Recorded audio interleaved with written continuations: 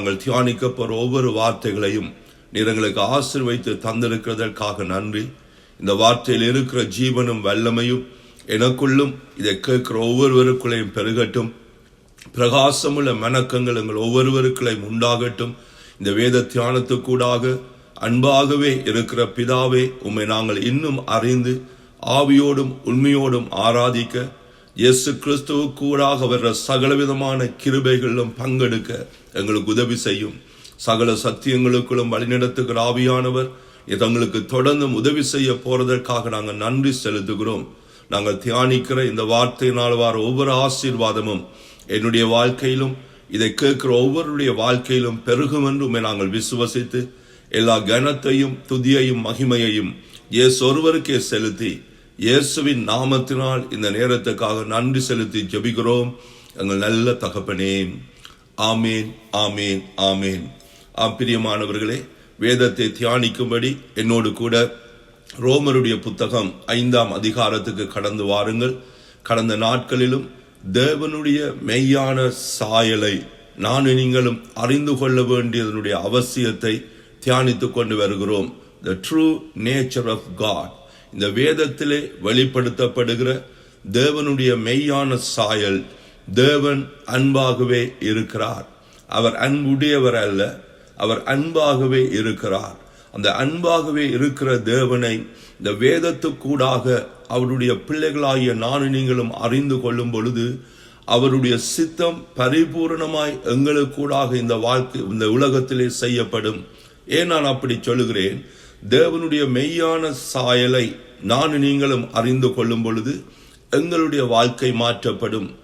எங்களுடைய வாழ்க்கை மாற்றப்படும் பொழுது நாங்கள் என்னோருடைய வாழ்க்கையை நாங்கள் மாற்ற முடியும். உதாரணத்துக்கு ஆதி திருச்சபையாரை குறித்து வேதத்திலே சொல்லப்படுகிறது.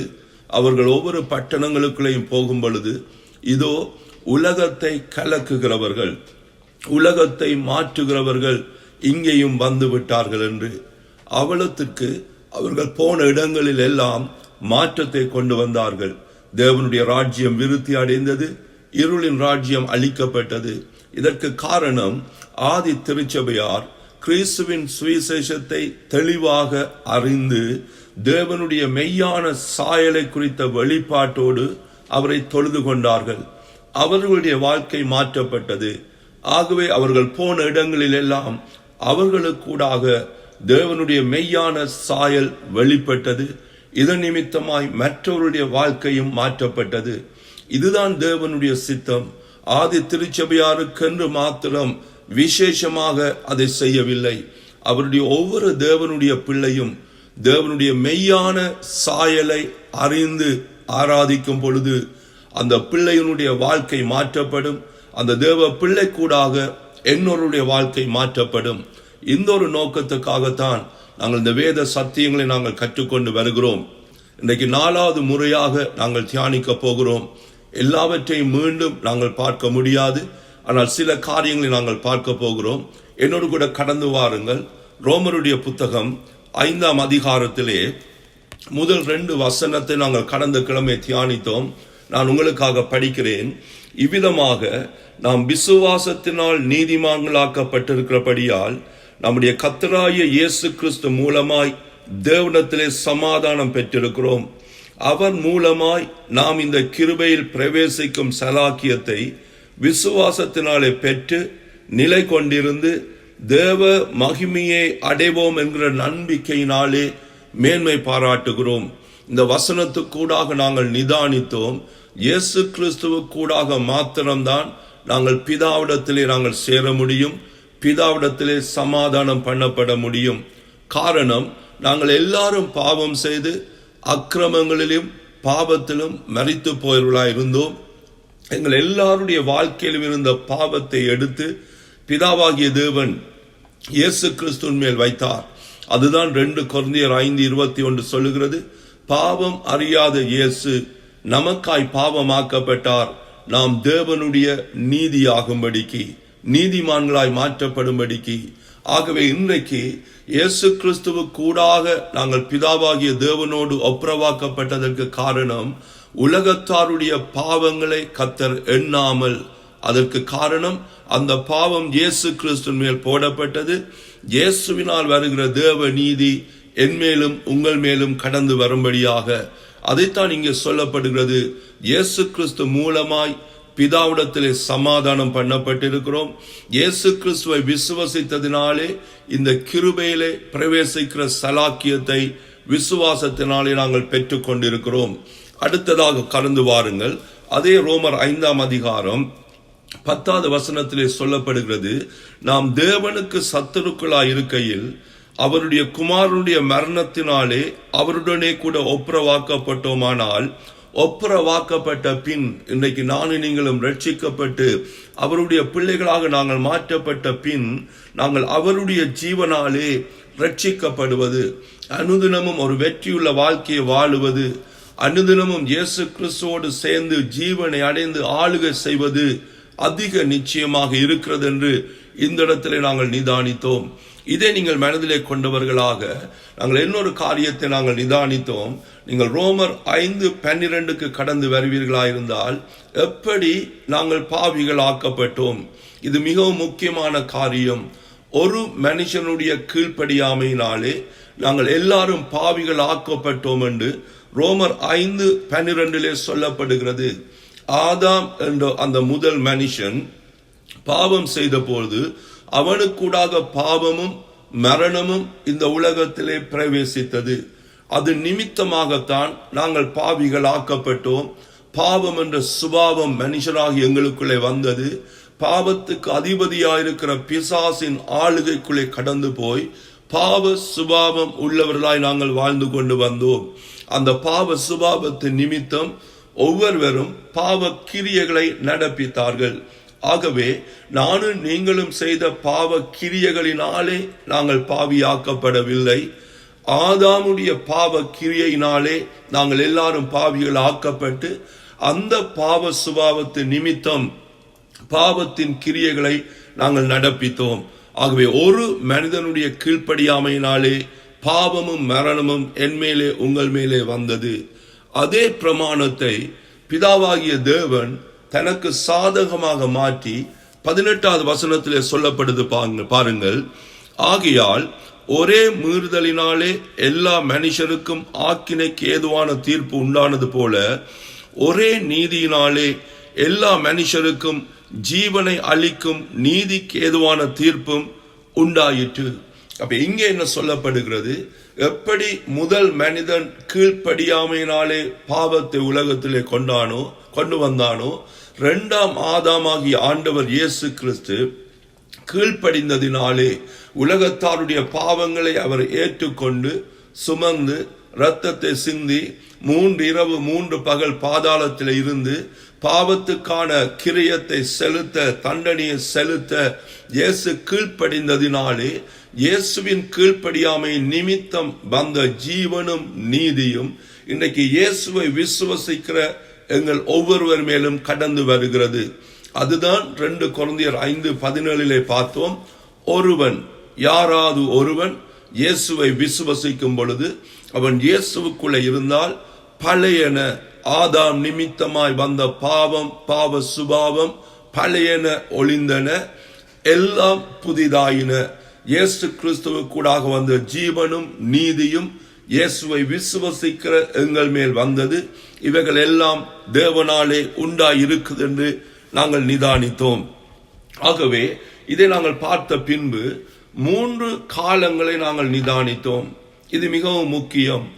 ஆதாம் பாவம் செய்ததில் இருந்து மோசைக்கூடாக நியாயப்பிரமாணம் கொடுக்க மட்டும் முதல் காலம், முதல் 2000 வருஷம் தேவன் உலகத்திலே பாவம் இருந்தாலும் மனுஷர் மேலே பாவத்தை எண்ணாமல், பாவத்தை கணக்கு வைக்காமல் கிருபையாக அவர் அங்கே மனுஷரோடு இடைப்படுகிறதை நாங்கள் பார்க்கிறோம்.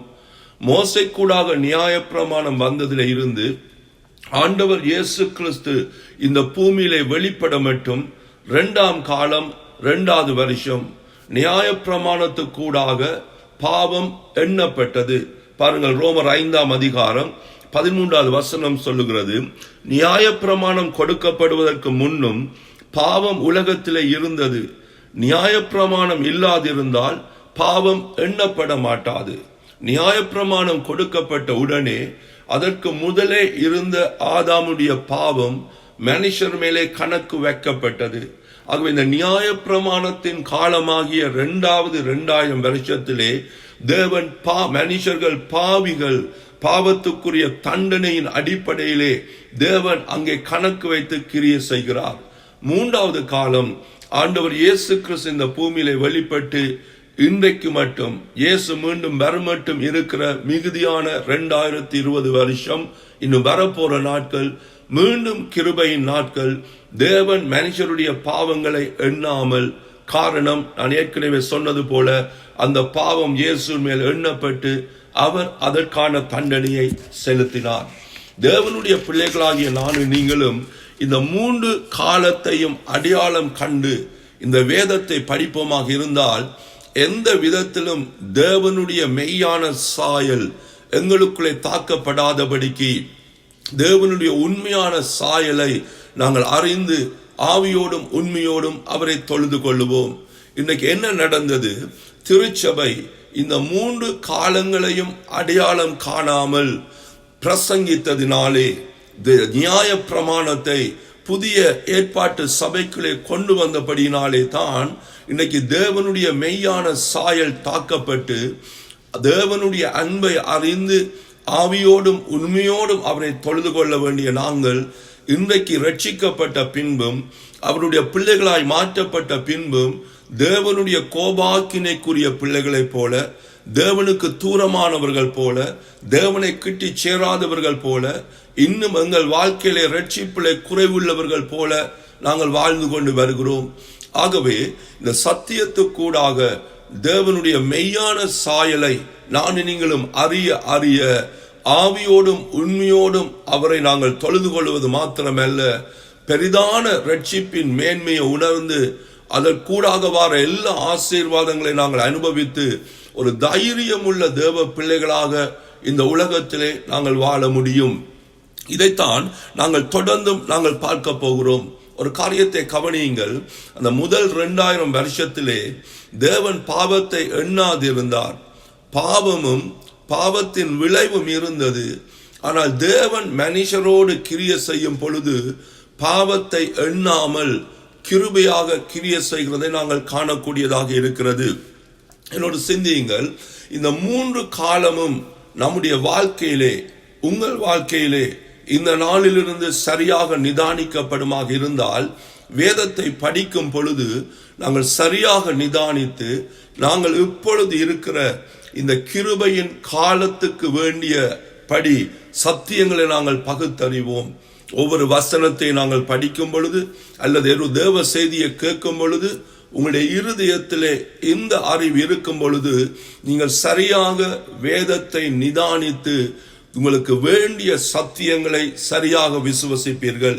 இந்த அறிவு இல்லாமல் போகுமாயிருந்தால், உதாரணத்துக்கு மல்கியாவின் புத்தகம் 3ஆம் அதிகாரம் 8வது 9வது வசனத்திலே பாருங்கள், சொல்லப்படுகிறது, நியாயப்பிரமாணத்தின் அடிப்படையிலே தசமபாகம் காணிக்கைகள் கர்த்தருக்கு கொடுக்கப்படாமல் இருக்கும் பொழுது அவர்கள் சபிக்கப்பட்டவர்கள் என்று மல்கியா 3:8-9 சொல்லப்படுகிறது.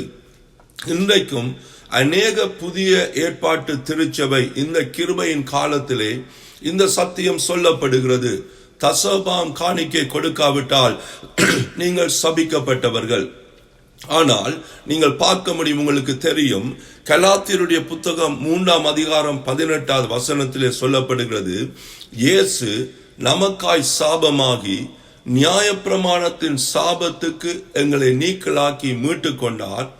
ஆபிரகாமுக்கு உண்டான ஆசீர்வாதம் இயேசு கிறிஸ்துவுக்கூடாக என் மேலே உங்கள் மேலே வரும்படியாக. நீங்கள் ஆதியாகமம் 14ஆம் அதிகாரத்திலே நியாயப்பிரமாணம் கொடுக்கப்படுவதற்கு 430 வருஷங்களுக்கு முன்பாகவே ஆபிரகாம் மெல்கிசேதேக்குக்கு தசமபாகம் கொடுத்ததை நாங்கள் காண்கிறோம். தசமபாகம் நியாயப்பிரமாணம் கொடுக்கப்பட முதலும் இருந்தது.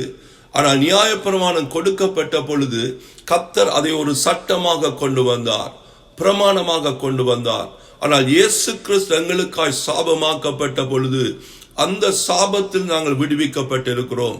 அப்படியாயிருந்தால் இன்றைக்கு தசோபாகம் கொடுக்கிறது தேவையில்லையா? தசோபாகம் கொடுக்கிறது நல்லது, அது எங்களுக்கு ஆசீர்வாதம். ஆனால் ஏன் நாங்கள் கொடுக்கிறோம்? கர்த்தர் எங்களை சபித்து விடுவார், சாபம் எங்கள் மேல் வந்துவிடும் என்பதற்காக அல்ல. தேவனுடைய அன்பை உணர்ந்து அவருடைய கரத்திலிருந்து பெற்ற நாங்கள் அவருடைய கரத்திலிருந்து பெற்றதை அன்பை உணர்ந்து அவருக்கு நாங்கள் கொடுக்கிறோம். தசோபாகம் காணிக்கைகளை கர்த்தருடைய ஆலயத்தில் நாங்கள் கொண்டு வருகிறோம். சாபம் வந்து விடும் என்ற பிழையான நோக்கத்துக்காக அல்ல. இதே நான் சொல்லுகிறேன். ரோமருடைய புத்தகம் 3ஆம் அதிகாரம் 19வது வசனத்துக்கு கடந்து வாருங்கள். நாங்கள் ஏற்கனவே இது ஒரு முறை நாங்கள் படித்திருக்கிறோம். நியாயப்பிரமாணம் யாருக்கு கொடுக்கப்பட்டது என்பதை அறிந்தாலே போதும். நியாயப்பிரமாணம் புதிய ஏற்பாட்டு சபைக்குள்ளே வர முடியாது. நீங்கள் வீட்டிலே படித்து பாருங்கள். 1 கொரிந்தியர் 10ஆம் அதிகாரம் 33வது வசனத்திலே பரிசுத்த பவுல் சொல்லுகிறார், 3 விதமான கூட்ட ஜனங்களை பரிசுத்த பவுல் அடையாளம் காண்கிறார். ஜூதர், கிரேக்கராகிய புறஜாதிகள், தேவனுடைய சபையார். தேவனுடைய சபை இந்த பூமியிலே ஸ்தாபிக்கப்பட முதல் ஜூதர், புறஜாதி, நானும் நீங்களும் புறஜாதிகளாக நாங்கள் இருந்தோம். இன்றைக்கு அதிலிருந்து இயேசு கிறிஸ்துவின் சுவிசேஷத்தை கேட்டு நாங்கள் ரட்சிக்கப்பட்டு தேவனுடைய சபையாராய் மாற்றப்பட்டிருக்கிறோம். அப்படியாயிருந்தால் புறஜாதிகளுக்கு நியாயப்பிரமாணம் கொடுக்கப்பட்டதா? பாருங்கள், ரோமர் 3:19 சொல்லப்படுகிறது, மேலும் வாய்கள் யாவும் அடைக்கப்படும்படிக்கும் உலகத்தார் யாவரும் தேவனுடைய ஆக்கினை தீர்ப்புக்கு ஏதுவானவர்களாகும் படிக்கும் நியாயப்பிரமாணம் சொல்லுகிறதெல்லாம் நியாயப்பிரமாணத்துக்கு உட்பட்டிருக்கிறவர்களுக்கே சொல்லுகிறது என்று அறிந்திருக்கிறோம். ஆகவே நியாயப்பிரமாணம் புறஜாதி மக்களுக்கு கொடுக்கப்படவில்லை. நியாயப்பிரமாணம் கொடுக்கப்பட்டது நியாயப்பிரமாணத்துக்குள்ளே உட்பட்டிருந்த இஸ்ரவேல் ஜனங்களுக்கு. திருச்சபை இதை அடையாளம் காணாமல் இயேசுவின் இரத்தத்தினால் சம்பாதிக்கப்பட்ட புதிய திருச்சபைக்குள்ளே ஜூதர்களுக்கு கொடுக்கப்பட்ட நியாயப்பிரமாணம் பிரசங்கிக்கப்பட்ட பொழுது என்ன நடந்தது? ரட்சிக்கப்பட்ட தேவனுடைய பிள்ளைகளுக்குள்ளே நியாயப்பிரமாணத்தின் தாக்கம் வந்தது. நீதிமான்களாய் மாற்றப்பட்ட பிள்ளைகள் நீதியின் சிந்தையோடு ஆவியோடும் உண்மையோடும் பிதாவாகிய தேவனை தொழுது கொள்ள வேண்டிய பிள்ளைகள், புதிய சிருஷ்டியாக மாற்றப்பட்ட தேவனுடைய பிள்ளைகள் நியாயப்பிரமாணம் பிரசங்கிக்கப்பட்டதினாலே துர்மனச்சாட்சியோடு, குற்ற மனச்சாட்சியோடு, ஆக்கினை தீர்ப்போடு வாழத் தொடங்கினார்கள். தேவனுக்கும் இயேசுவின் இரத்தத்தினால் மீட்கப்பட்ட தேவனுடைய பிள்ளைகளுக்கும் உள்ள அந்யோன்ய ஐக்கியம் தடுக்கப்பட்டது. இயேசுவின் கல்வாரி கிரியையை சார்ந்து வாழ வேண்டிய தேவனுடைய சபையார் தங்களுடைய கிரியை சார்ந்து வாழத் தொடங்கினார்கள். தேவனுடைய கோபாக்கினையிலிருந்து விடுவிக்கப்பட்ட தேவனுடைய சபையார் தேவனுடைய கோபாக்கினைக்கு உட்பட்டவர்கள் போல வாழத் தொடங்கினார்கள். தேவனுடைய சமூகத்திலே சேர்க்கப்பட்டு திராட்சை செடியாயிருக்கிற இயேசுவோடு கிளையாக இணைக்கப்பட்டிருந்த சபையார் இயேசுவை விட்டு பிரிக்கப்பட்டவர்கள் போல வாழத் தொடங்கினார்கள். இதுதான் நியாயப்பிரமாணம் செய்தது. ஏன்?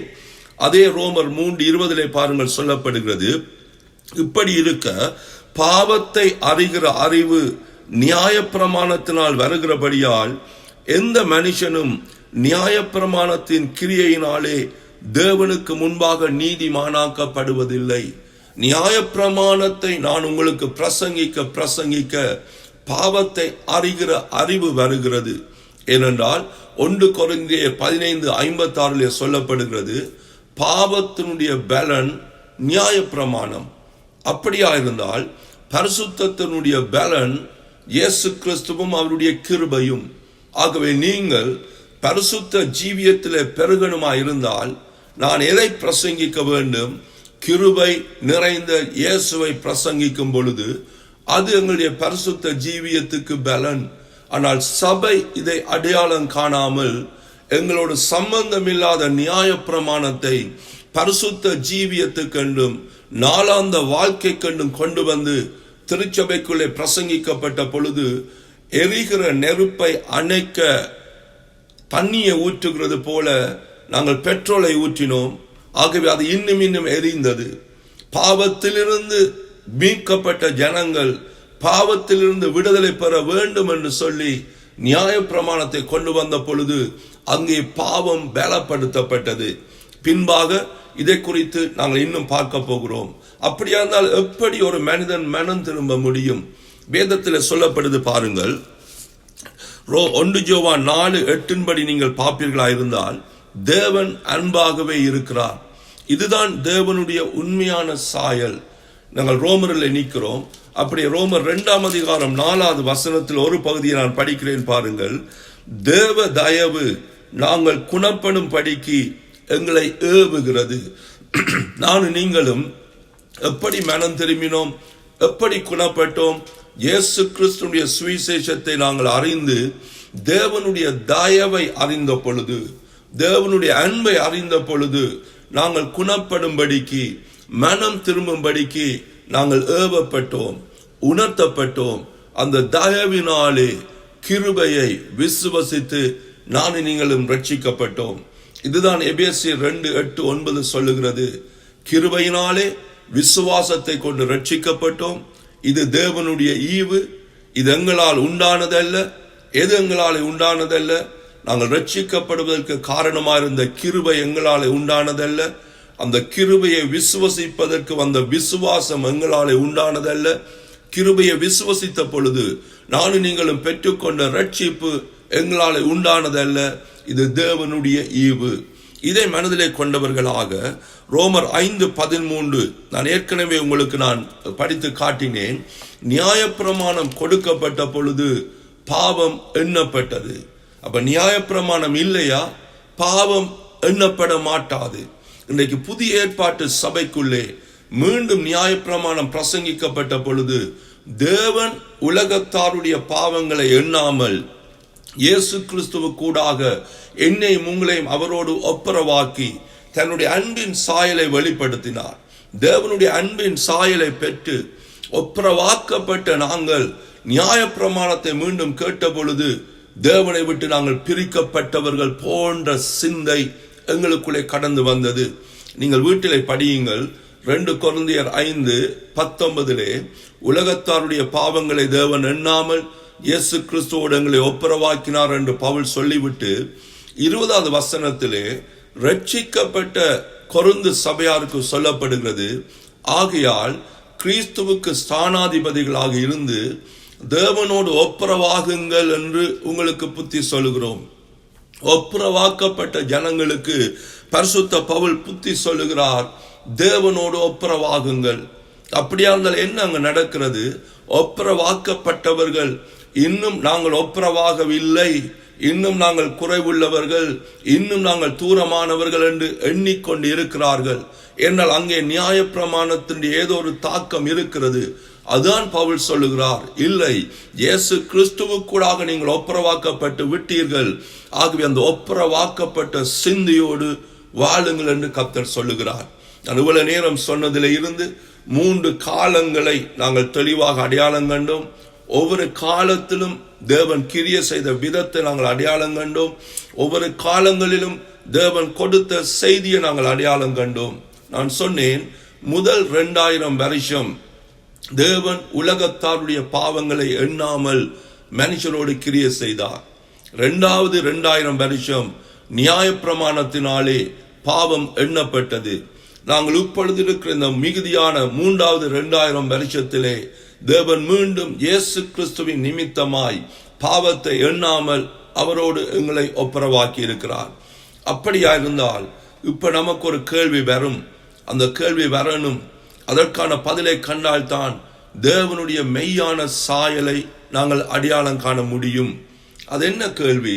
நான் உங்களுக்கு சொன்னேன், முதல் 2000 வருஷம் தேவன் உலகத்தாருடைய பாவங்களை எண்ணாமல் மனுஷரோடு கிருபையாய் கிரிய செய்தார். அப்படியா இருந்தால் அந்த முதல் 2000 வருஷத்திலே அநேக காரியங்கள் இந்த பூமியிலே நடந்தது. ஆதியாகமம் 6ஆம் அதிகாரத்திலே நோவாவினுடைய வெள்ள பெருக்கினாலே முழு உலகமும் அழிக்கப்பட்டது. நமக்கு தெரியும். ஆதியாகமம் 3ஆம் அதிகாரத்திலே ஆதாம் பாவம் செய்ததினாலே ஏதேன் தோட்டத்தை விட்டு அவன் துரத்தப்படுகிறான். ஆதியாகமம் 19ஆம் அதிகாரத்திலே பாவத்து நிமித்தம் சோதோம் கொமரா அழிக்கப்படுகிறது, தேவனுடைய கோபம் வெளிப்படுகிறது. அப்படியா இருந்தால் இங்கே யோசிக்க முடியும், ஒன்றுக்கொண்டு முரணாக இருக்கிறதே. முதல் 2000 வருஷம் தேவன் பாவத்தை எண்ணாமல் கிரியை செய்தால் எப்படி இந்த அழிவுகள் வர முடியும்? நாங்கள் வேதத்திலே பார்க்க போகிறோம். அப்பொழுதுதான் தேவனுடைய மெய்யான சாயலை அறிந்து அவர் அன்பாகவே இருக்கிறார் என்பதை நாங்கள் உணர்ந்து கொள்ள முடியும். என்னோடு கூட கடந்து வாருங்கள். ஆதியாகமத்தின் புத்தகம் 6வது அதிகாரத்துக்கு கடந்து வாருங்கள். ஆதியாகமத்தின் புத்தகம் 6ஆம் அதிகாரத்திலே நீங்கள் அதை முழுவதையும் வீட்டிலே படியுங்கள். ஒரு சில வார்த்தைகளை நான் உங்களுக்காக படிக்கிறேன். நாங்கள் இங்கே பார்க்க முடியும் நோவாவினுடைய வெள்ளப்பெருக்கு. அதில் பாருங்கள், சொல்லப்படுகிறது. நான் படிக்க 5வது வசனத்திலே, ஆதியாகமம் 6:5, மனுஷனுடைய அக்கிரமம் பூமியிலே பெருகினதென்றும் அவன் இருதயத்தின் நினைவுகளின் தோற்றம் எல்லாம் நித்தமும் பொல்லாததே என்றும் கர்த்தர் கண்டு தாம் பூமியிலே மனுஷனை உண்டாக்கினதற்காக கர்த்தர் மனஸ்தாபப்பட்டார். அது அவர் இருதயத்துக்கு விசனமாயிருந்தது. அப்பொழுது கர்த்தர், நான் சிருஷ்டித்த மனுஷனை பூமியின் மேல் வைக்காமல் மனுஷன் முதல் கொண்டு மிருகங்கள், ஊரும் பிராணிகள், ஆகாயத்து பறவைகள் பரியந்தமும் உண்டாயிருக்கிறவர்களை நிக்கிரம் பண்ணுவேன், அழிப்பேன். நான் அவர்களை உண்டாக்கினது எனக்கு மனஸ்தாபமாயிருக்கிறது என்றார். நோவாவுக்கோ கர்த்தருடைய கண்களிலே கிருபை கிடைத்தது. நான் இவ்வளவு நேரம் உங்களுக்கு சொன்னேன், தேவன் அன்பாகவே இருக்கிறார்.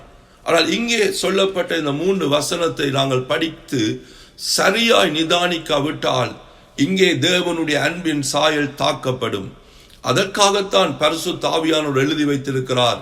வேதத்தை சரியாக நிதானித்து இதை எழுதின பரிசுத்த ஆவியானுடைய துணையோடு இந்த வசனத்தை பார்க்கும் பொழுது இந்த வசனத்துக்கு பின்பாக தேவனுடைய அன்பின் சாயல் இருக்கிறதா, தேவனுடைய கோபாக்கினின் சாயலா இருக்கிறதா என்பதை நாங்கள் கண்டுகொள்ள முடியும். ஏன் தேவன் இப்படிப்பட்ட ஒரு நிலைமைக்கு தள்ளப்படுகிறார்? அந்த நாட்களிலே இருந்த பாவத்தின் விளைவு, அது நிமித்தமாய் கர்த்தர் சொல்லுகிறார், நான் முழு மனுஷர், பறவைகள், பிராணிகள் எல்லாரையும் நான் அழிக்கப் போகிறேன். ஏன் கர்த்தர் அழிக்கிறார்? அன்பாகவே இருக்கிற தேவன். என்னோடு உணர்ந்து கொள்ளுங்கள் பிரியமானவர்களே. ஏதேன் தோட்டத்திலே ஆதாம் பாவம் செய்த பொழுது பிதாவாகிய தேவன் ஒரு தீர்க்கமான வார்த்தையை பேசுகிறார். நமக்காக ஒரு இரட்சகர் வருவார், அவர் பிசாசின் தலையை நசுக்குவார். இதுதான் இயேசு கிறிஸ்துவை குறித்து சொல்லப்பட்ட முதலாவது தீர்க்கமான வார்த்தை. அந்த வார்த்தை, அந்த தரிசனம், அந்த தீர்க்கமான வார்த்தை நிறைவேறும்படி தேவன் இந்த பூமியிலே கிரியை செய்ய தொடங்குகிறார். அப்படி இயேசுவை இந்த பூமியிலே கொண்டு வரத்தக்க விதமாக தேவன் கிரியை செய்து கொண்டு வரும் பொழுது இங்கே நடக்கிற காரியம் அதற்கு எதிர்மாறானதாக இருக்கிறது. பாவம் பெருகிறது, அக்கிரமம் பெருகிறது. அதை தேவன் கண்ட பொழுது தொடக்கத்திலேயே முடிவை அறிகிற கர்த்தர் ஒரு காரியத்தை பார்க்கிறார். இதை இப்படியே அனுமதித்தால் இயேசு கிறிஸ்து இந்த பூமியிலே வருகிறதற்கான வாசல் அடைக்கப்படும். என்ன அந்த வாசல்? இயேசுவை குறித்து சொல்லப்பட்ட தீர்க்க தரிசனம் என்ன? ஒரு கன்னிகை கற்பவதியாகி ஒரு குமாரனை பெறுவாள். அவர்தான் இயேசு. அவர்தான் சாத்தானுடைய தலையை நசுக்கிற இரட்சகர். இயேசு கிறிஸ்து இந்த பூமியிலே வெளிப்படுவதற்கு வாசல் அடைக்கப்படும். இயேசு கிறிஸ்து இந்த பூமியிலே வெளிப்படுவதற்கு ஏதுவான காரியங்கள் இந்த பூமியிலே இல்லாமல் போகும். இந்த பாவம், இந்த சூழ்நிலை தொடர்ந்தும் அனுமதிக்கப்பட்டால், ஆகவே இங்கே தேவன் இந்த நியாய தீர்ப்பை கொண்டு வந்தது தேவ கோபாக்கினையின் கிரியை அல்ல, தேவனுடைய அன்பின் கிரியை. ஏனென்றால் இந்த ஜனங்கள் மனம் திரும்ப முடியாத சூழ்நிலை. அவலத்துக்கு பாவம் இவர்களை ஆளுகை செய்து பாவம் இவர்களுக்கூடாக பெருகி கொண்டு போகிறது.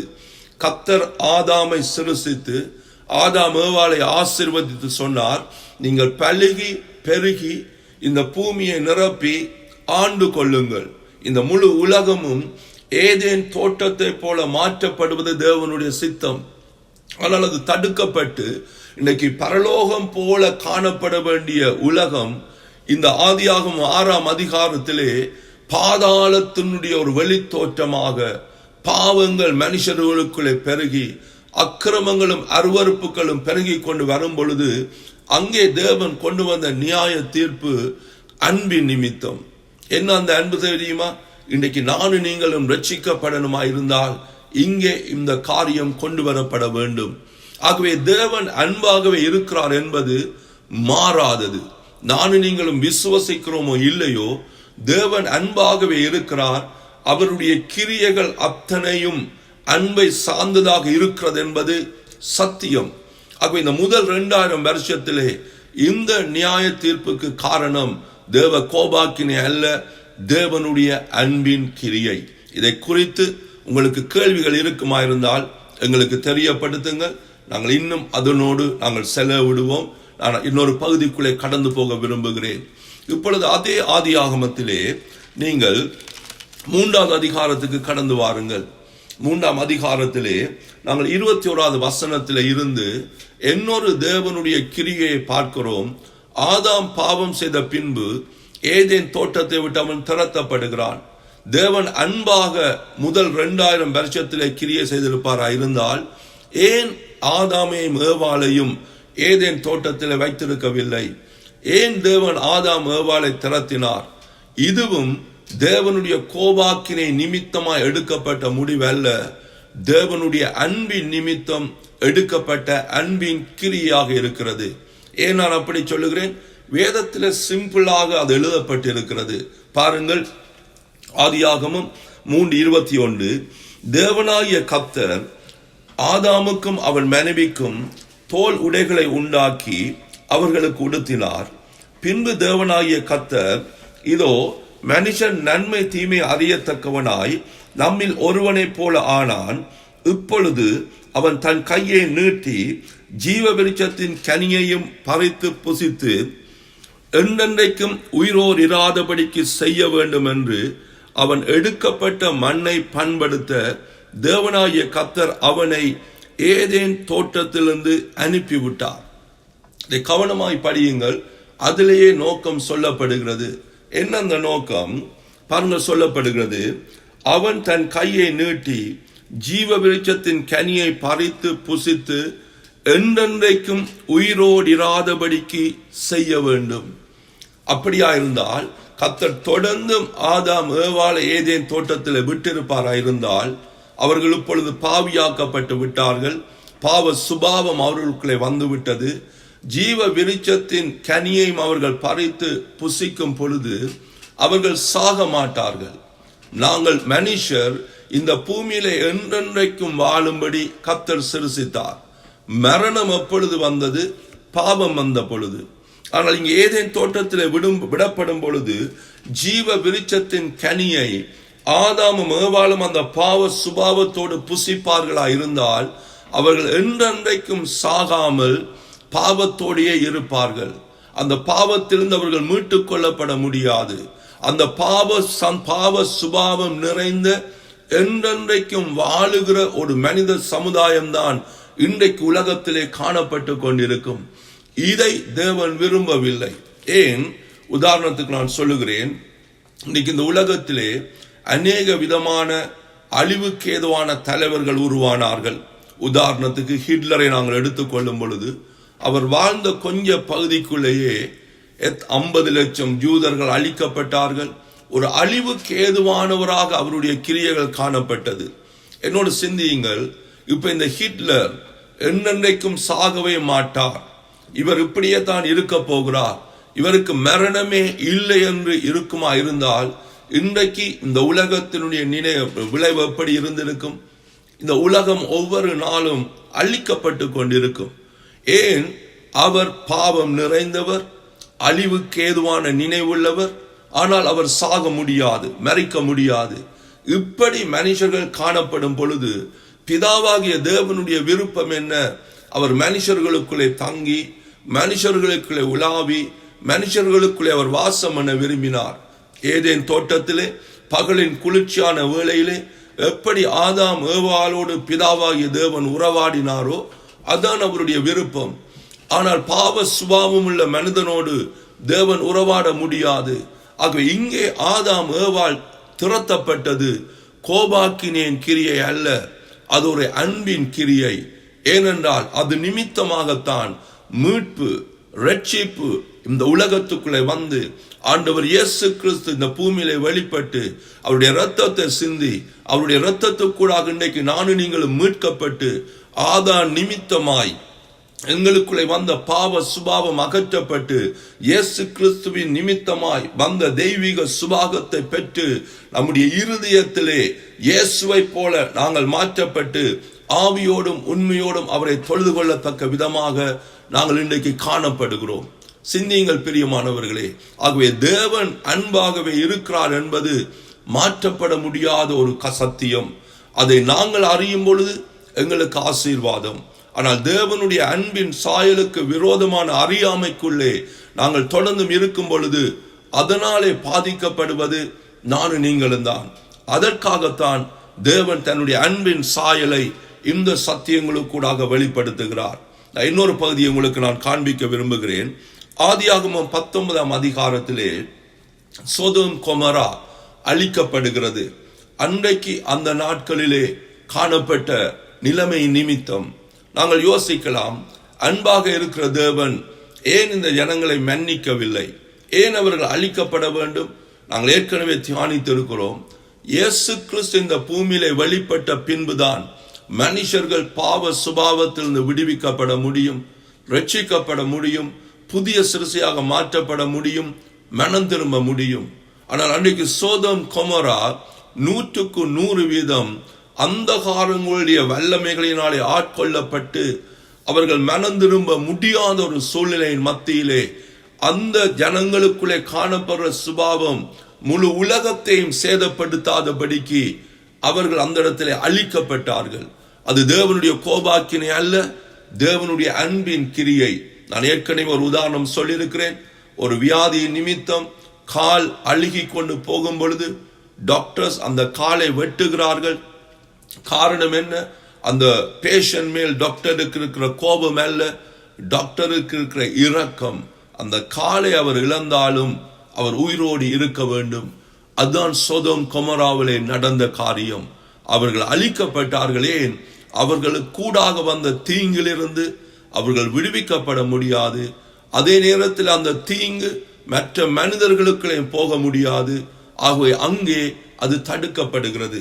இப்ப பாருங்கள், நாங்கள் இதை தியானித்து கொண்டு இருக்கும் பொழுதே இன்றைக்கு சைனா தேசத்திலே ஒரு விதமான தொற்று நோய் பரவுகிறதுனாலே 3 பெரிதான சிட்டி, கிட்டத்தட்ட 15 மில்லியன் ஜனங்கள் அந்த பட்டணத்துக்குள்ளே அடைக்கப்பட்டிருக்கிறார்கள். ஒருவரும் வெளியே வர முடியாது, ஒருவரும் உள்ளே போக முடியாது. என்னத்துக்காக? அந்த ஜனங்களுக்குள்ளே வியாதி வந்து விட்டது என்று அந்த அரசாங்கம் அவர்களை கோபித்தா, அவர்களை நியாயம் தீர்த்தா? இல்லை. அவர்களுக்குள்ளே இருக்கிற அந்த வியாதி மற்ற பட்டணங்களுக்குள்ளே வரக்கூடாது, உலகம் முழுவதையும் சேதப்படுத்தக்கூடாது என்று பாதிக்கப்பட்டவர்கள் அங்கே அடைக்கப்பட்டு அதற்குரிய பரிகாரம் செய்யப்படுகிறது. அதே காரியம்தான் அன்றைக்கு சோதோம் கொமோரா அடைக்கப்பட்டு அழிக்கப்பட்டதுடைய நோக்கம். என்றால் தீர்வு இல்லை. ஆகவே அது தீர்வு இல்லை என்பதற்காக முழு உலகமும் பாதிக்கப்படாதபடி அவர்கள் அங்கே அழிக்கப்பட்டார்கள். அதுவும் அன்பாகவே இருக்கிற தேவனுடைய அன்பின் கிரியாக இருக்கிறது. பிரியமானவர்களே, இதை மனதிலே கொண்டவர்களாக இப்பொழுது ஆதியாகமம் 4ஆம் அதிகாரத்திலே நாங்கள் நிற்கிறோம். நான் இப்பொழுது முதல் 2000 வருஷத்திலே தேவனுடைய சில கிரியைகளை குறித்து, தேவனுடைய பிள்ளைகளுக்குள்ளே இருக்கிற அறியாமையை நாங்கள் சிந்தித்துக் கொண்டிருக்கிறோம். இன்னொரு காரியத்தை நான் சொன்னேன். பாவம் இருந்தது, பாவத்தின் விளைவு இருந்தது. ஆனால் பாவத்தை எண்ணாமல் தேவன் மனுஷரோடு முதல் 2000 வருஷத்திலே கிரியை செய்தார். பாருங்க, 4ஆம் அதிகாரத்திலே வரும்பொழுது எங்களுக்கு தெரியும் காயின் ஆபேலுடைய வாழ்க்கையிலே நடந்தது. 2 பேரும் பலி செலுத்துகிறார்கள், காணிக்கை கொண்டு வருகிறார்கள். ஆபேலுடைய காணிக்கை அங்கீகரிக்கப்படுகிறது. காயின் பொறாமை உள்ளவனாய், எரிச்சல் உள்ளவனாய் ஆபேலை கொண்டு விடுகிறான். காயின் ஒரு கொலைகாரன். ஏற்கனவே பாவம் இருந்தது. இப்ப பாவத்தின் விளைவாய் இன்னொரு பாவம், கொலை. இப்பொழுது தேவன் என்ன செய்கிறார் பாருங்கள். அந்த 4ஆம் அதிகாரத்திலே முதல் 9 வசனத்தில் நீங்கள் பார்க்க முடியும். ஆனால் நான் ஒரு வசனத்தை படிக்கிறேன் பாருங்கள். கர்த்தர் காயினை நோக்கி, ஒரு பாவம் செய்த கொலை செய்த காயினோடு கர்த்தர் பேசுகிறார். இதை வைத்துத்தான் நாங்கள் தியானிக்கிறோம். ஆதாம் ஏவாள் பாவம் செய்த உடனே அவர்கள் ஏதேன் தோட்டத்தை விட்டு அனுப்பப்பட்டார்கள். ஆனால் தேவன் அவர்களோடு உள்ள தொடர்பை துண்டிக்காமல் தேவன் அவர்களோடு பேசிக்கொண்டு வருகிறார். இல்லாவிட்டால் எப்படி காயின் ஆபேலுக்கு பலி செலுத்த வேண்டும், காணிக்கை கொண்டு வர வேண்டும், தேவனோடு உறவாட வேண்டும் என்ற அறிவு வந்தது? நாங்கள் நினைக்கிறோம் 2ஆம் அதிகாரம், 3ஆம் அதிகாரம், 4ஆம் அதிகாரம், இதற்கிடையில எத்தனையோ வருஷங்கள். நான் இன்னொரு முறை அந்த வருஷங்களை நான் உங்களுக்கு கணக்காக நான் சொல்லுகிறேன். ஆனால் இங்கே கர்த்தர் பேசிக்கொண்டுதான் இருக்கிறார். அதுதான் காயின் ஆபேலை கொலை செய்த உடனே கர்த்தர் பேசி அவர் கேட்கிறார், உன்னுடைய சகோதரன் அங்கே அந்த சம்பாஷணை நடந்து கொண்டு வருகிறது. நீங்கள் பாருங்கள், சொல்லப்படுகிறது 11வது வசனத்திலே, அப்பொழுது காயின் கர்த்தரை நோக்கி, எனக்கிட்ட இந்த தண்டனை சகிக்க முடியாது. கர்த்தர் பாவத்தை எண்ணாது இருந்தார். ஆனால் பாவத்தினுடைய விளைவு காயின் மேலே வந்தது. அதை நாங்கள் ஒரு நாள் மறந்து போய்விடக் கூடாது. பாவம் இருந்தது, பாவத்தின் விளைவு காயினுக்கு முகம் கொடுக்கிறார். பாவத்தின் நிமித்தமாக ஒரு தண்டனை வருகிறது. ஆனால் கர்த்தர் காயினோடு பேசிக்கொண்டிருக்கிறார்.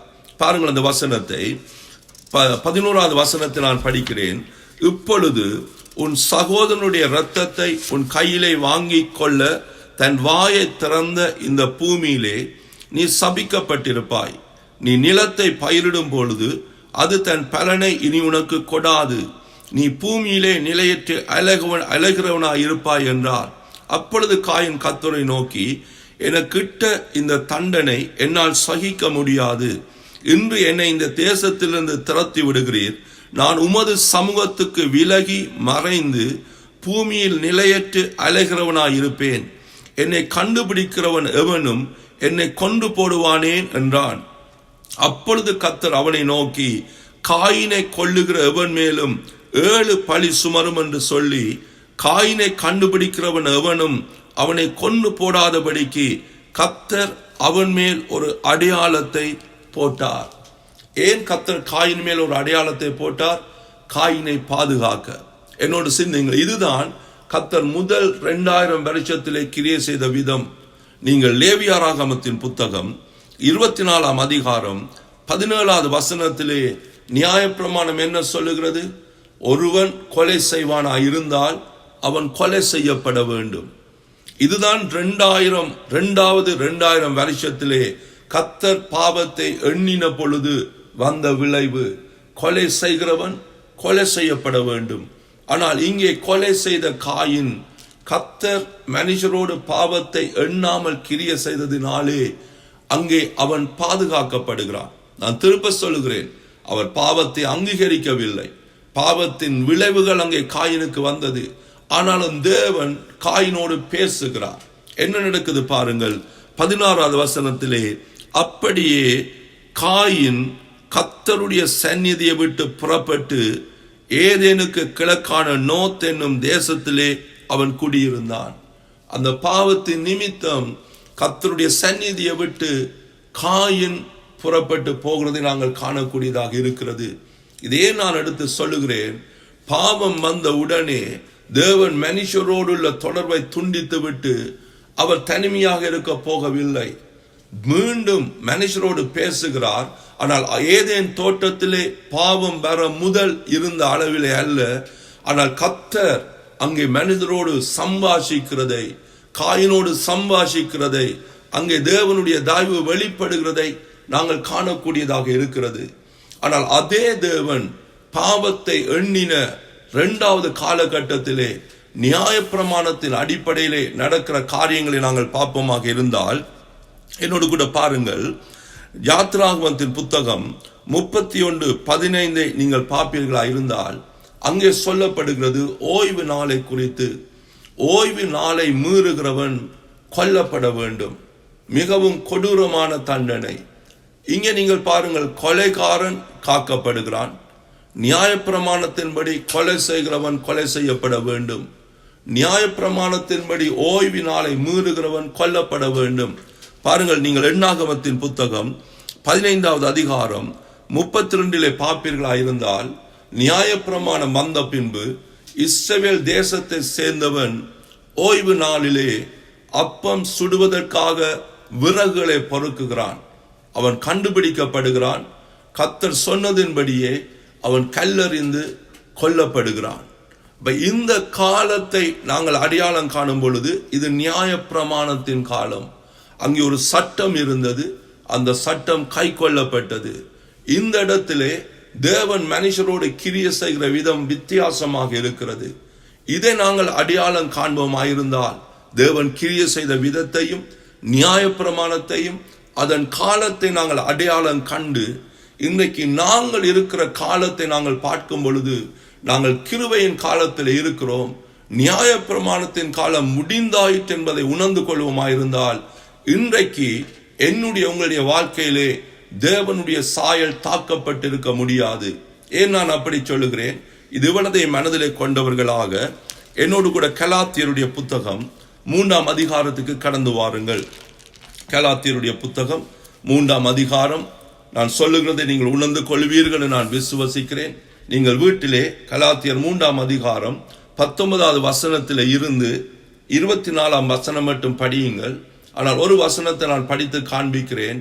இன்றைக்கு நியாயப்பிரமாணத்தினுடைய நிலைமை என்ன பாருங்கள். சொல்லப்படுகிறது, அப்படியானால் கலாத்தியர் 3:21, அப்படியானால் நியாயப்பிரமாணம் தேவனுடைய வாக்குத்தத்தங்களுக்கு விரோதமா?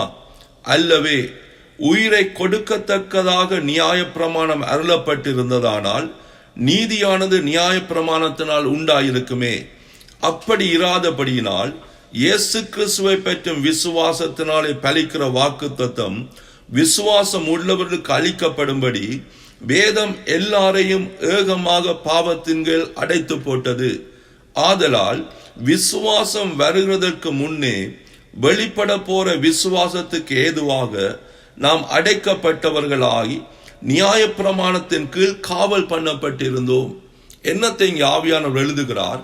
நியாயப்பிரமாணத்துக்கூடாக நாங்கள் எல்லாரும் பாவிகள் என்ற முத்திரை குத்தப்பட்டு நாங்கள் அடைக்கப்பட்டிருந்தோம் இன்னொரு காலத்துக்காக. அது என்ன அந்த காலம்? இயேசு கிறிஸ்துவுக்கூடாக வெளிப்பட போகிற கிருபையின் காலம். அந்த கிருபையை விசுவசித்து மனுஷர்கள் ரட்சிக்கப்படுகிற காலம். ஆகவே இயேசு கிறிஸ்துவின் மேலுள்ள விசுவாசம், இயேசு மரித்து உயிரோடு எழும்பி இரத்தத்தை சிந்தி ரட்சிப்பை உண்டு பண்ணின பின்பு அந்த இயேசுவை விசுவசிக்கிற காலம் ஆரம்பிக்கிறது. அந்த காலம்தான் இப்பொழுது நாங்கள் இருக்கிற இந்த காலம். ஆகவே இந்த காலம் இயேசுவின் இரத்தத்தினாலே உண்டான ரட்சிப்பின் காலம் வெளிப்பட்ட பொழுது நியாயப்பிரமாணத்தின் காலம் முடிந்தாயிற்று. அதற்கு பின்பு நியாயப்பிரமாணத்தின் அடிப்படையிலே தேவன் மனுஷரை பார்க்காமல் மனுஷரோடு கிரியை செய்யாமல் இயேசு கிறிஸ்துவுக்கூடாக வெளிப்பட்ட கிருபையின் காலத்திலே அன்றைய நாளிலிருந்து இன்றைக்கு மட்டும் இயேசு இந்த பூமியில வர மட்டும் தேவன் கிரியை செய்கிறார். அப்படியா இருந்தால் நியாயப்பிரமாணத்தினுடைய நோக்கம் என்ன சொல்லப்படுது பாருங்கள். இவ்விதமாக நாம் விசுவாசத்தினால் நீதிமான்களாக்கப்படுவதற்கு, இயேசு கிறிஸ்துவின் மேலுள்ள விசுவாசத்தினாலே நீதிமான்களாக்கப்படுவதற்கு நியாயப்பிரமாணம் நம்மை இயேசுவிடத்திலே வழி நடத்துகிற ஒரு உபாத்தியாக இருந்தது. ஆகவே அடுத்த வசனம், விசுவாசம் வந்த பின்பு நாம் அந்த நியாயப்பிரமாணத்துக்கு, எங்களை இயேசுவிடத்திலே வழி நடத்தின அந்த நியாயப்பிரமாணத்துக்கு நாங்கள் கீழ்ப்பட்டவர்கள் அல்ல. இந்த கலாத்தியர் 3:25 சபை உணர்ந்து கொண்டிருந்தாலே இன்றைக்கு ரட்சிக்கப்பட்ட தேவனுடைய பிள்ளைகளுக்குள்ளே துர்மனச்சாட்சி, குற்றமனச்சாட்சி, ஆக்கின தீர்ப்புக்கு ஏதுவான சிந்தை வராது. இதுல நான் ஒரு உதாரணத்தை உங்களுக்கு சொல்ல விரும்புகிறேன். இப்ப சொல்லுங்க, நான் ஒரு கவர்மெண்ட் ஆபீஸுக்கு நான் போகிறேன். அந்த கவர்மெண்ட் ஆபீஸ்ல இருக்கிற ஒரு அதிகாரியை பார்க்கும்படியாக அந்த பில்டிங்குகளை போகும் பொழுது அவருடைய வாசலுக்கு வெளியே அவருக்கு உதவியா இருக்கிற ஒரு மனுஷன் இருக்கிறார்.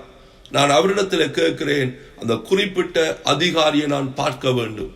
ஆகவே அந்த வெளியில நிற்கிறவர் என்னை அழைத்து கொண்டு அந்த குறிப்பிட்ட அதிகாரிக்கு கிட்ட கொண்டு போய் சொல்லுகிறார், இவர்தான் நீங்கள் தேடி வந்தவர்கள்.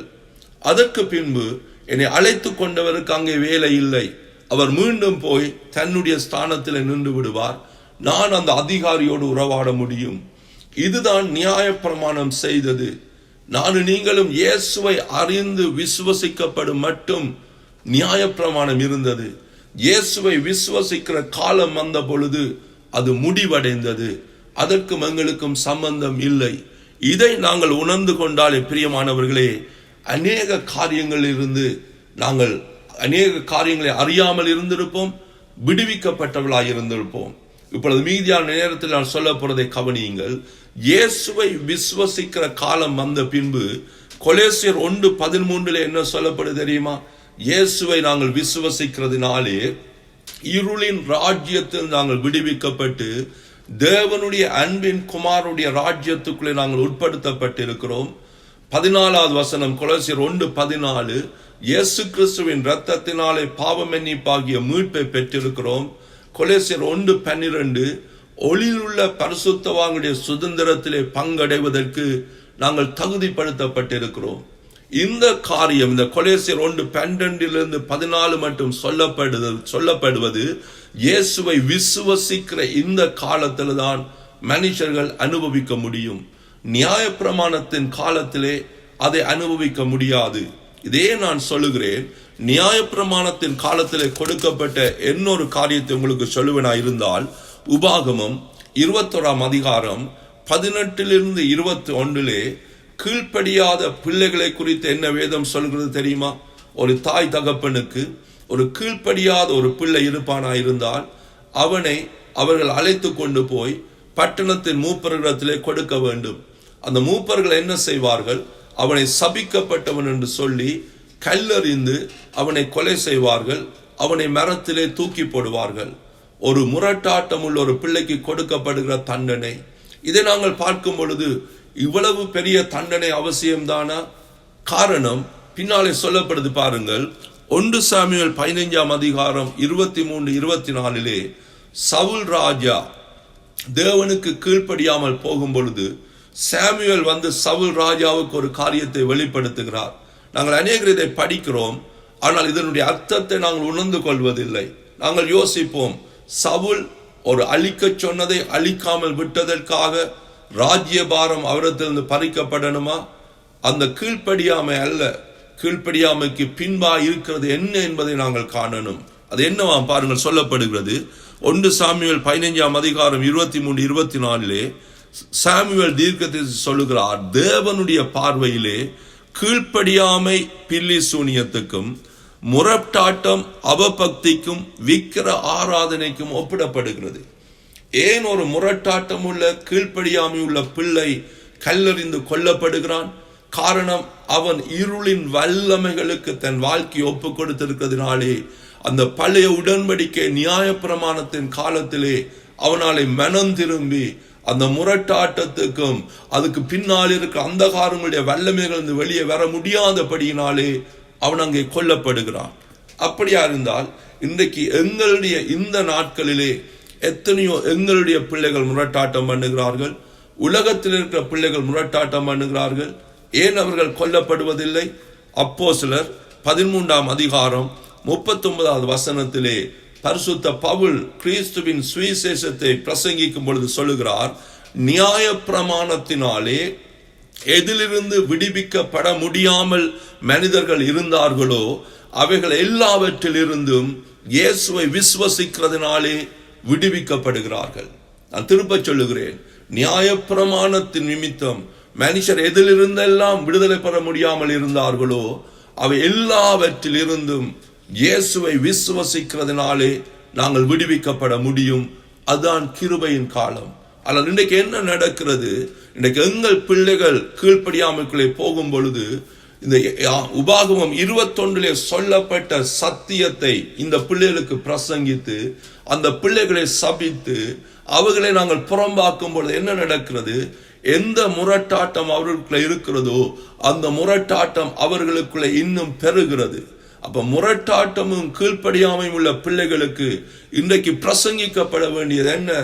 இயேசு கிறிஸ்துவை விசுவசிக்கத்தக்கதாக இயேசு கிறிஸ்துவின் சுவிசேஷத்தை நாங்கள் பிரசங்கிக்கும் பொழுது நியாயப்பிரமாணத்தின் காலத்திலே எதிலிருந்து அவர்கள் விடுவிக்கப்பட முடியாமல் இருந்தார்களோ அதிலிருந்து எல்லாரும் விடுவிக்கப்படத்தக்கதான ஒரு சூழ்நிலையை கர்த்தர் கிருபையாக ஏற்படுத்தி இருக்கிறார். ஏன்? உலகத்தாருடைய பாவங்களை எண்ணாமல் அந்த பாவங்கள் இயேசு கிறிஸ்து மேல் போடப்பட்டது. தேவனுடைய மெய்யான சாயலை நானும் நீங்களும் அறிந்து கொள்ளும் பொழுது நாங்கள் இன்னொருவரை பார்க்கிற விதம் மாற்றப்படும், நாங்கள் எங்களை பார்க்கிற விதம் மாற்றப்படும். நான் தொடர்ந்து சொல்லுகிறேன், இதிலிருந்து நாங்கள் என்னத்தை சொல்ல வேண்டும், என்னத்தை நிதானிக்க வேண்டும்? கிறிஸ்தவம் ஒரு மதம் அல்ல. கிறிஸ்தவ வாழ்க்கை இயேசு கிறிஸ்துவோடு உள்ள ஐக்கியம் நிறைந்த வாழ்க்கை. இயேசு கிறிஸ்துவ கூடாக பிதாவாகிய தேவனை அப்பா பிதாவை என்று கூப்பிட்டு ஆவியோடும் உண்மையோடும் அவரை தொழுது கொள்ளுகிற வாழ்க்கை பிரியமானவர்களே. ஆனால் கிறிஸ்தவம் என்ற மதம் வேதத்தை சரியா நிதானிக்காமல் ஆவியோடும் உண்மையோடும் ஆராதிக்க வேண்டிய தேவ ஜனங்களுக்குள்ளே நியாயப்பிரமாணத்தை கொண்டு வந்த பொழுது அங்கே தேவனுடைய சாயல் தாக்கப்பட்டது. நான் ஏற்கனவே படித்த வசனம் ரோமர் 3:19 சொல்லப்படுகிறது. நியாயப்பிரமாணத்தில் எழுதியிருக்கிறதெல்லாம் நியாயப்பிரமாணத்துக்கு உட்பட்டவர்களுக்கு சொல்லுகிறது. மீதியான இந்த 2 நிமிஷத்திலே ஒரு வசனத்தை நான் காட்ட விரும்புகிறேன். அதிலிருந்து அடுத்த பகுதிகளை நாங்கள் போக முடியும். இவ்வளவு நேரம் நான் சொன்னதை மனதிலே கொண்டவர்களாக எபிரியர் 7ஆம் அதிகாரத்துக்கு கடந்து வாருங்கள். எபிரியர் 7ஆம் அதிகாரத்திலே இன்றைக்கு நாங்கள் இருக்கிற காலத்தை குறித்து சொல்லப்படுகிறது. பாருங்கள், இன்னொரு வசனத்தை நான் காட்ட விரும்புகிறேன். ஏன் நியாயப்பிரமாணம் இன்றைக்கு எங்களுக்குள்ளே பிரசங்கிக்கப்படக்கூடாது, ஏன் நாங்கள் அதை பின்பற்றக்கூடாது? பாருங்கள், எபிரியர் 7ஆம் அதிகாரத்திலே சொல்லப்படுகிறது 11வது வசனத்திலே, லேவி கோத்திரத்துக்கூடாக அழைக்கப்பட்ட ஆசாரியனாகிய ஆரோனுடைய சந்ததி, ஆரோன் பிரதான ஆசாரியர். ஆனால் இன்றைக்கு இயேசு கிறிஸ்து பிரதான ஆசாரியராக எனக்கும் உங்களுக்கும் இருப்பது ஆரோனுடைய வழியிலே அல்ல, மெல்கிசேதேக்கின் வழியிலே. அப்படியா இருந்தால் இங்கே உடன்படிக்கை மாற்றப்பட்டாயிற்று. பழைய உடன்படிக்கை ஆரோனுடைய லேவி கோத்திரத்துக்கூடாக வந்த ஆசாரியர், புதிய உடன்படிக்கை மெல்கிசேதேக்கின் முறைமையிலே வந்த இயேசு கிறிஸ்து. 18வது வசனம் சொல்லுகிறது, ஆசாரித்துவம் மாற்றப்பட்டிருக்குமே ஆனால் நியாயப்பிரமாணமும் மாற்றப்பட வேண்டியதாகுமே. என்ன சொல்லப்படுகிறது? இங்கே உடன்படிக்கை மாற்றப்பட்டாயிற்று. அந்த உடன்படிக்கைக்கு கீழே இருந்த ஆசாரித்துவம் மாற்றப்பட்டாயிற்று. அப்ப ஆசாரித்துவம் மாற்றப்பட்டிருக்குமா இருந்தால் பிரமாணமும் மாற்றப்பட வேண்டும். நியாய பிரமாணத்தை கொண்டு வந்து இயேசு கிறிஸ்துவிலே கொடுத்து நியாயப்பிரமாணத்தின் அடிப்படையில் இயேசு பிரதான ஆசாரியராக இருக்க முடியாது. இதைத்தான் சபை செய்தது. நாங்களும் அறியாததினாலே அதற்கு இடம் கொடுத்தோம். தேவனுடைய அன்பின் சாயல் எங்களுக்குள்ளே தாக்கப்பட்டது. இன்றைக்கு நானும் நீங்களும் இருப்பது பிதாவாகிய தேவன் இயேசு கிறிஸ்துவோடு செய்த புதிய உடன்படிக்கை. இயேசு கிறிஸ்துவை நாங்கள் விசுவசித்ததினாலே அந்த புதிய உடன்படிக்கையிலே பங்குள்ளவர்களாக இருக்கிறோம். இயேசு பிரதான ஆசாரியராக இருந்து புதிய உடன்படிக்கையின் பிரமாணத்துக்கு கீழே நானும் நீங்களும் நடத்தப்பட்டு கொண்டிருக்கிறோம். எங்களோடு இணைந்திருந்த உங்கள் ஒவ்வொருவரையும் கர்த்தர் ஆசீர்வதிப்பாராக. உங்களுடைய கேள்விகளை எங்களுக்கு தெரியப்படுத்துங்கள், பதிலை நாங்கள் தருவோம். நாங்கள் தியானிக்கிற சப்ஜெக்டோடு ஏற்ற கேள்விகளை நீங்கள் தருவீர்களாயிருந்தால் இந்த நிகழ்ச்சியிலே நாங்கள் அதற்குரிய பதிலை தருவோம்.